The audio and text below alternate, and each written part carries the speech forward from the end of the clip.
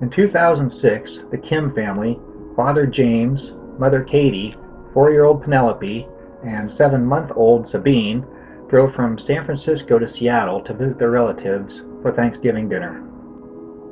On their return trip on November 25th, they planned on cutting over from I-5 south of Roseburg on Highway 42 to Highway 101 so they could finish their trip home along the Oregon coast. They'd planned on spending the night at a lodge in Gold Beach, Oregon. They missed their turn south of Roseburg, and James Kim decided to try and cut over from Merlin, just north of Grants Pass, to Gold Beach. Even though James Kim was a techie, cell phones just weren't as smart as they are today, and in his defense, on the map, the route looked very doable. And in the summer, it's a very nice drive, yet still somewhat dangerous as it gets down to one lane in places. This was on Bear Camp Road, and back in 2006 was not well marked, and even more difficult to navigate at night while it's snowing. They were driving their silver, all-wheel drive Saab station wagon, so a little snow was really no problem. However, they took a wrong turn down a BLM road, which was a common mistake. This fork in the road was not well marked at the time, and the BLM road actually looks more developed than the correct road that would have taken them to Gold Beach. They took this wrong road for about 15 miles so that they could get below the snow line. When they hit another fork in the road, they decided to stop for the night. That way they could get their bearings when it was light in the morning. This was at about 3,000 feet elevation. The next morning, Sunday, November 26, it had snowed too much and they were stuck for several days. They tried to conserve their food for the children, mostly crackers and some baby food, and they drank melted snow for water. They took off their tires and burned them for heat and to try and raise a smoke signal for help. But it was 5 days before rescue attempts even began, and they couldn't keep the fire going because the wood around them was wet and frozen. After 6 days, James Kim decided to go out on foot and look for help. Sadly, he never returned.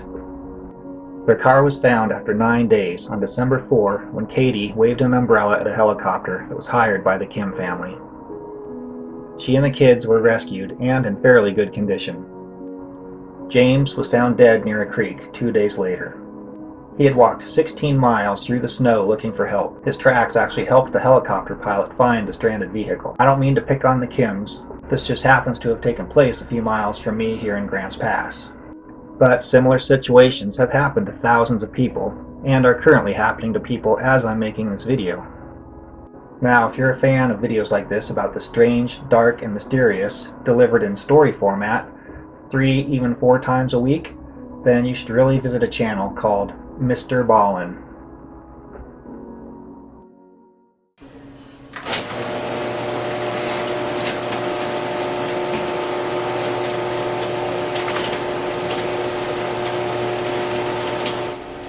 I planned on doing this video when we got a good snow here, but there's only rain in our forecast and it's going to be close to 60 degrees next week. I also considered driving up near Crater Lake to do this video in the snow and stay the night in my truck, but with current events in the nation's weather, I decided to get this video up on the net. Now, I'm not a survival expert. I have done a lot of camping in the snow and driving in the snow. So today I want to talk about prepping your vehicle. I'll probably call it your car in this video as a generic term for truck, SUV, etc. It's currently the middle of February 2021. Here's today's national weather map. Ice and snow across the country. I know Virginia gets a snowmageddon every decade or so. When I was stationed in Virginia Beach in 2002, there was a good snowstorm. About 10 years later, I lived in Alexandria, and we got nearly 3 feet overnight. The East Coast, and especially the DC area, gets a lot of people visiting and emigrating from foreign countries that rarely or never get snow. There are several weather-related accidents every year from inexperienced drivers. All it takes is one terrible driver in front of you to get you stranded in a snowstorm or blizzard. It doesn't matter how much experience you have driving in those conditions. Emergency vehicles can't get through, snow plows can't get through, you could be stranded for hours or days because of someone else's poor decision. Which finally brings me to what this video is about: prepping yourself and your car for winter travel. My first suggestion would be to get your vehicle serviced before winter. At a minimum, have them change your oil and have them replace your wipers. They should top off your wiper fluid and check your other fluids and air filter. Be sure they check your tire pressure too. Overinflated tires are terrible in the snow and ice. Okay, let's get to the things you should carry in your car. Let's start off with food. You should have snacks in your car year-round, but especially in the winter. If you're stranded in freezing temperatures, food gives your body the energy it needs to stay warm. Nuts, like almonds, are good to nibble on throughout the day to stave off hunger. Candy bars and peanut M&Ms will give you some energy. These small packages are just from the dollar store. Trail mix is good, and I usually make my own with things I like. Almonds, pistachios, peanut M&Ms. I use dried blueberries and apple chips instead of raisins. A full box of granola bars. Try to ration one per day. Canned foods with the flip top. You don't want to have to depend on a can opener.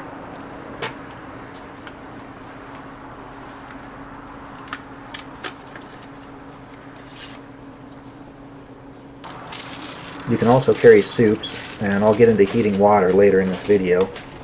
This soup is nice because you get a bonus bowl out of the deal.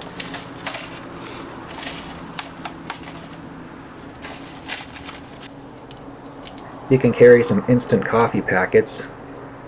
Remember, PMA, positive mental attitude, is key in survival. Something as simple as a warm cup of coffee, tea, or hot chocolate could really boost your spirits. As for utensils, you can get a metal set at the dollar store. This set was from the sporting goods section of a department store, and it's what I use mostly when I camp. Or you can go with the old plasticware. Always have at least one decent knife in your car. A folding knife is always handy.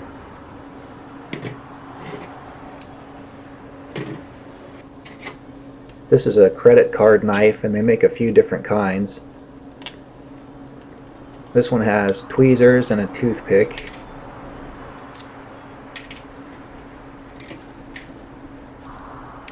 Puncture tool and a screwdriver, and a compass and a magnifying glass.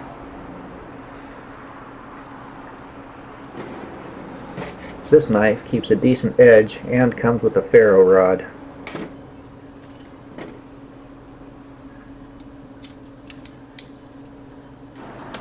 You should always carry water in your car. It will freeze in the winter, so make sure it's in strong plastic and not topped off, or in a metal container. I'll talk about thawing ice and snow later on.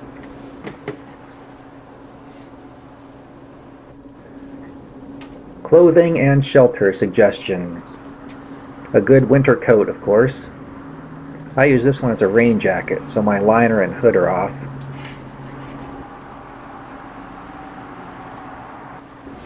A poncho. This one was from the Navy, so I recommend one with a brighter color. This can also be used as shelter, and a bright colored one for signaling aircraft. Rain gear usually comes in a set of top and bottom, and usually yellow. A good pair of winter gloves. I recommend a pair you can use to work with, like changing a tire or putting chains on. Extra socks. I recommend wool for warmth, but really you just want a dry pair to change into. A cap for your head. You'll lose heat from any part of your body that's exposed. Thermal underwear. Sweatshirt. Rain pants if you don't have your set of rain gear. And a box of large plastic garbage bags. These can make a rain poncho in a pinch. They're also useful to put on the ground if you need to work on a tire or under your car. So I'll just drape my jacket over my car seat, and the rest fits in a pretty small bin with room to spare. Keep a pair of boots or cold weather shoes. James Kim walked 16 miles in the snow in just his tennis shoes. A cold weather sleeping bag. This one's rated to 20 degrees Fahrenheit, and I have used it when it's that cold. Daryl Janae was stranded in about 5 feet of snow for 16 days, and he kept warm inside his sleeping bag. This is a handy little down blanket. It was pretty cheap from a department store. It's also perfect for your pets if they happen to be stranded with you. Then there's the trusted wool blanket. I don't remember where I got these little space blankets, but they came in a 5-pack and they were pretty cheap. I think eBay. Full disclosure, I've actually never used a space blanket. And it's a good idea to have a bright colored tarp, even a small one. Leave it on top of your car if your car is white to signal rescue aircraft. Knock the snow off it occasionally, of course. Shut the corners in your doors to keep it from blowing away. It can also be an impromptu shelter for changing a tire, or rummaging through your trunk, the back of your SUV, or the bed of your truck. Use it to keep wood dry that you've collected for a fire. The Kims put their firewood under their car to let it dry, but they just didn't collect enough to keep their fire going. So, yep, blue tarp. Harbor Freight. Cheap. Well, it's starting to rain and get windy, so let's move into the shop to cover heat and fire.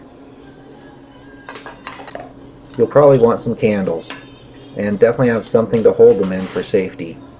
Candles provide both heat and light. These little votives, or maybe they're called tea candles, only last a couple hours, but I still recommend them since they're cheap and easy to store a bunch of them. This 8-pack was from the dollar store, and you can get them in bulk on eBay. I like to carry some birthday candles, not for light or heat, but they're great for starting fires. It'll save you matches and lighter fluid on fires that are stubborn to start. These are perfect for light and heat, also from the dollar store. They last a long time and come in a safe, reusable container. And speaking of containers, the most obvious ones are cans. Now, I don't recommend you eat a bunch of canned food, but sometimes I'll get a can of clam chowder or tuna or something just because I want a can that size. Some of the cans I save are from my cat's canned food, olives, tuna, beans, soups, and some even fit perfectly inside each other. Keep the jokes to yourself. But I'm getting ahead of myself. How do we light these candles to begin with?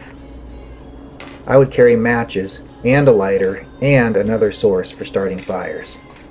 You can easily run out of matches, or they can get wet. You can run out of lighter fluid. I would keep a ferro rod in your car also.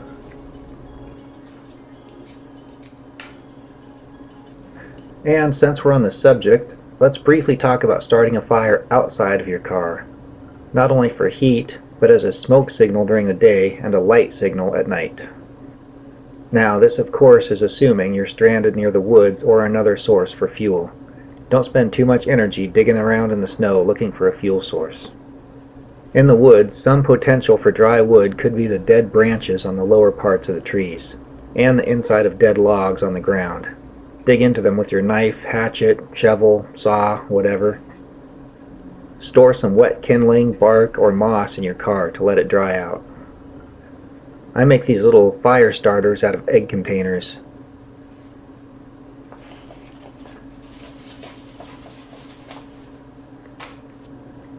Fill them with lint from your dryer, cotton balls, or sawdust.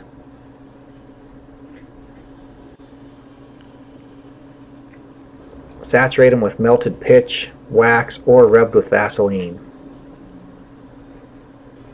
I'll dip a match in melted wax to waterproof it and then stick it in for ease of lighting.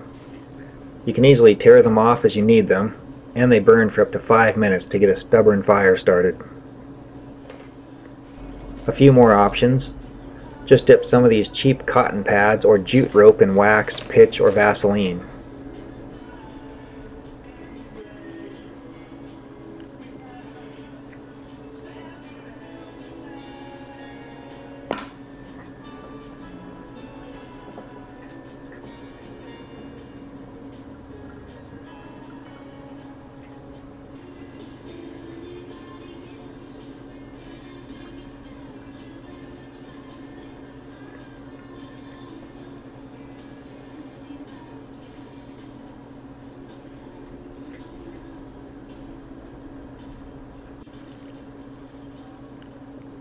You can treat a long strand, then cut it into pieces as needed. So I'll try to give a quick demonstration of the ferro rod. Use small, thin shavings, dry moss, lint from your pockets, string from your clothes, even your hair will catch on fire. You can use a piece of bark to set up and start the flame. Then you can easily move it where needed. The one method is to hold the striker still near the tinder, then pull the ferro rod up. This method prevents the tinder from scattering out. Another method is to place the ferro rod on the surface to keep it from moving around, then striking down. This might scatter the tinder, but in my experience, it's easier to get better sparks. With this in mind, if you see me on Tinder, be sure to swipe right. Or left. I don't know. I still have a flip phone. Trust me, it's not as hard as you think. And if you're stuck in your car for more than a couple days, you'll be an expert with these things.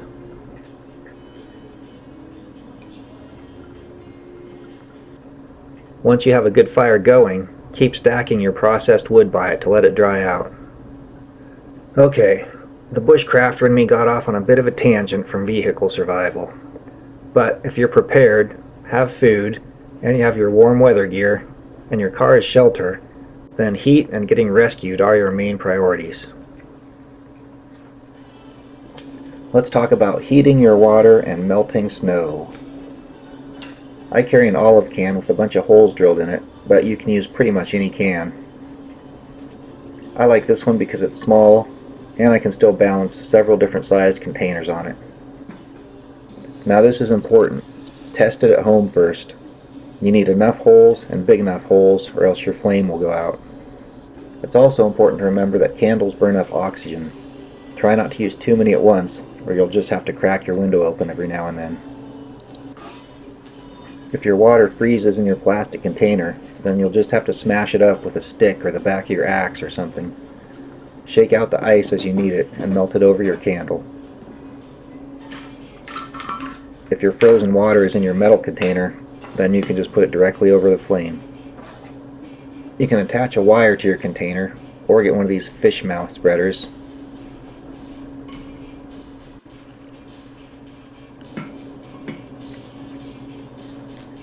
You can't store water in it, but these metal camping cups are handy for heating liquids. Something else to add to your kit is aluminum foil. This can be used to heat food over a candle or as a container to melt snow in warm water. It's also reflective and can be used as a signaling device.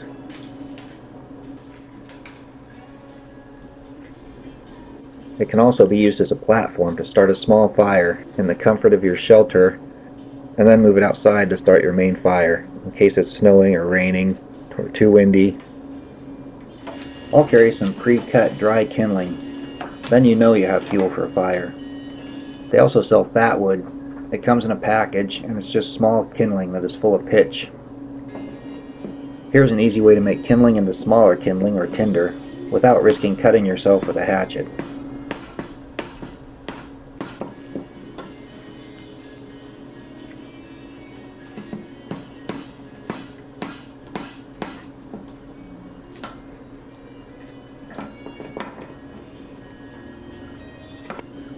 Finally, here's a great option. Just carry a propane stove. These little guys don't take up too much room, and you can use them camping or even if your power and gas go out in your house. I love this little thing, and I use it every time I go camping or go crabbing at the coast. That being said, I don't actually carry it in my car as a survival kit. I'm fine with the candles.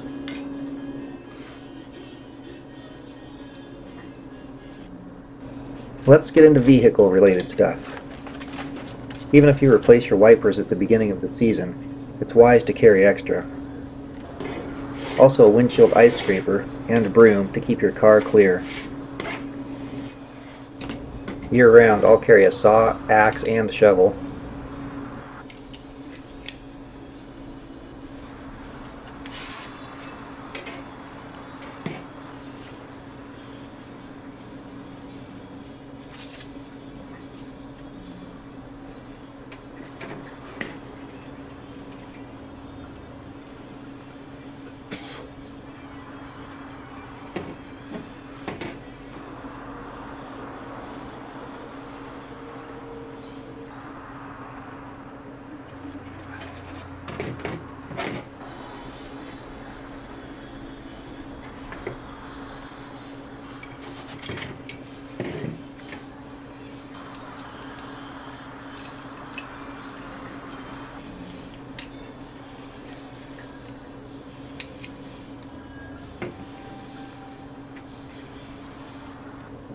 You can carry a strong rope, tow strap, or come along. This will help you move obstacles out of your way, help you get unstuck, and get you towed to safety.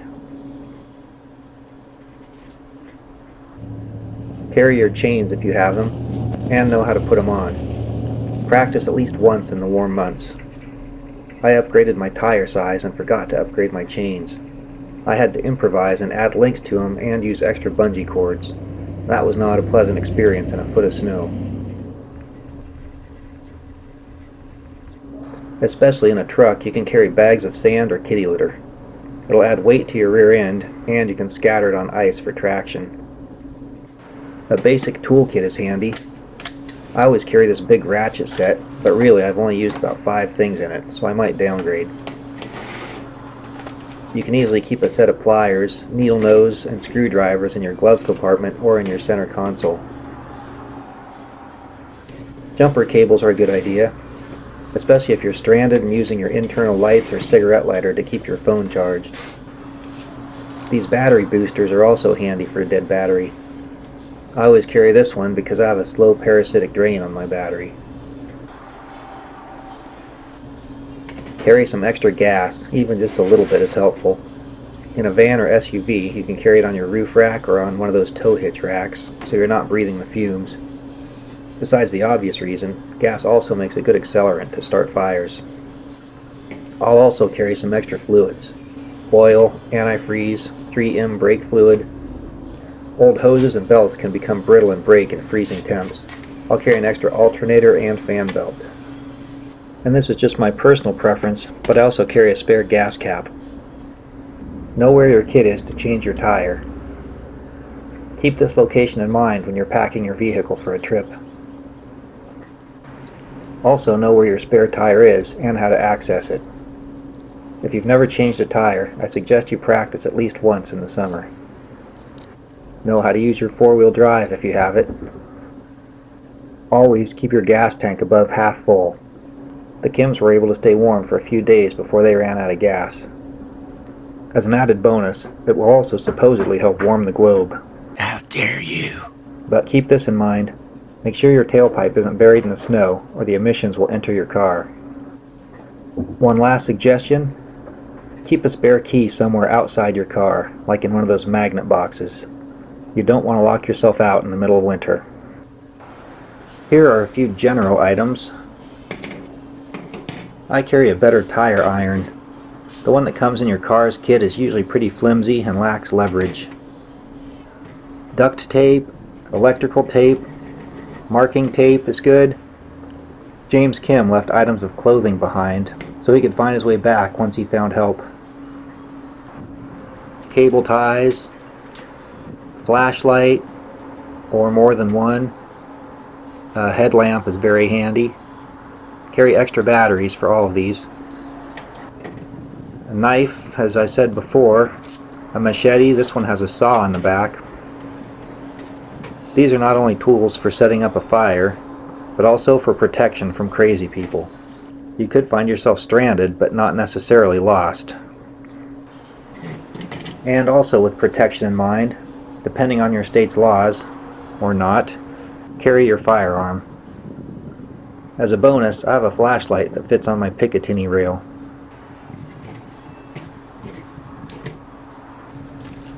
You can carry signaling devices like glow sticks, flares, fireworks, smoke bombs.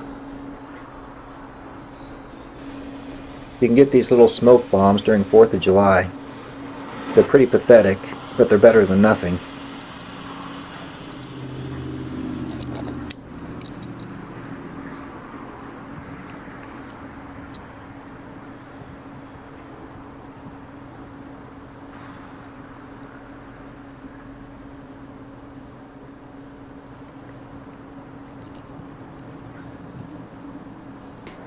A little mirror.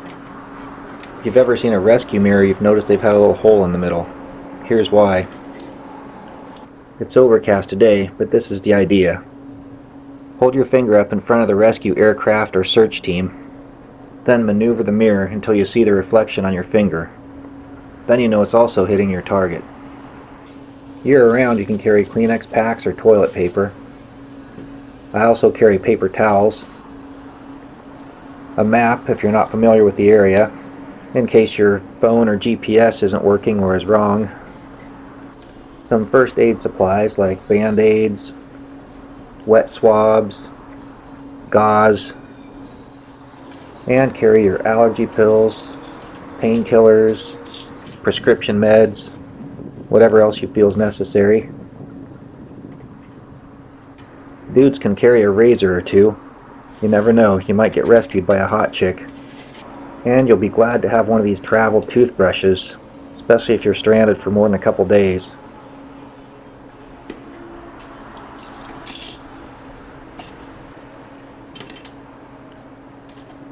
If possible, I would keep an extra pair of your prescription glasses in the car at all times. Also carry sunglasses to prevent snow blindness. I always carry my inverter to charge my phone and laptop. Don't forget your charging cords, and perhaps get extras just to keep in your car. Extra batteries for your flashlight. Here are some extras. To help pass the time, you can keep a deck of cards, some dice, a good book, a musical instrument. You can improve your coffee or hot chocolate and your spirits with some spirits. Know your local laws on where you can store these. A temperature gauge to monitor the temp in your vehicle. People can feel warm when they get hypothermia. A list of your contacts written down. Your phone could die, break, or get lost. And keep some cash hidden in your car in case you lose your purse or wallet. And be sure to tip your rescuer. Finally, don't forget your pets. Be sure to have enough food to keep them fattened up in case, well, you know. Now, if you really want to spoil yourself, you can get a 5-gallon bucket, fill it with a plastic bag and kitty litter, and slap a toilet seat on top of it.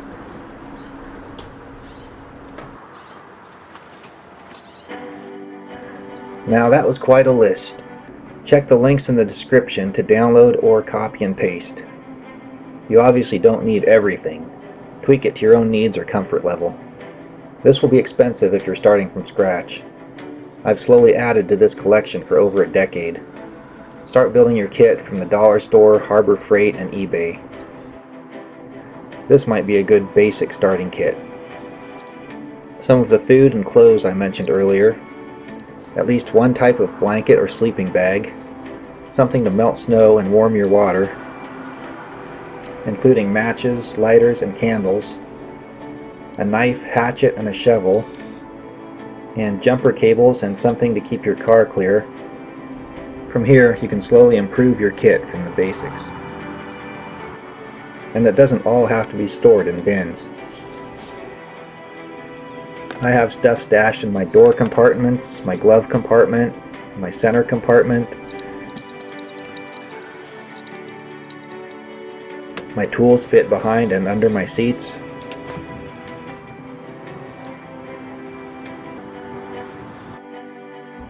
When you're on your daily drive, like to and from work, I would suggest keeping the full kit with you. If you're traveling for holidays, then prioritize and fit whatever you can around your pets, your gifts, luggage, whatever. And tweaking your kit can become addictive. And it really gives you peace of mind while you're traveling in snow and out on back roads. And this is key if you get stranded. Stay positive. PMA. And remember, you're a human, the most adaptable animal on the planet. And make a game of it if you have to. Pretend you're on one of those survival shows. Or pretend you're an Eskimo. With this kit, you could easily take down a baby seal and make yourself a nice survival bathrobe. Stay with your vehicle unless you are absolutely positive you know the distance and direction of help. Remember to keep the snow off the top of your vehicle or tarp so aircraft can spot you. And please, comment below if you have more suggestions or if you feel I'm wrong about something. Now, I'm not sponsored by any of these products. In fact, I purposely swear in a lot of my YouTube videos so that I don't get advertisers. Nothing is more annoying than people peddling their products on the internet. That being said, a good book series to keep in your vehicle is the DISA Doves novels by Todd Whittier. The Doves are a covert operations team in the Defense Information Systems Agency. The first novel has some jungle survival tips, the second has some desert survival tips, and the third, well, I don't want to give away any spoilers. Unfortunately, the hard copies are through Amazon's print-on-demand service, so I have to charge $11 per novel just to get $2 profit. I think my digital copies are $3 or $4, and I get the same profit. So, if you found this information helpful and would like to support me, check the links down in the description that take you to toddwhittier.com or directly to my Amazon links. If you think this video will help anyone you know, then please pass it along, or even feel free to steal any of the info on here. I'm not after subs or likes or smashed buttons. I just hope I make someone a little bit more comfortable when they're stranded out in the snow. And also remember, never give up hope. The odds are you're going to be found, and I might even be one of the people looking for you. So, stay safe out there.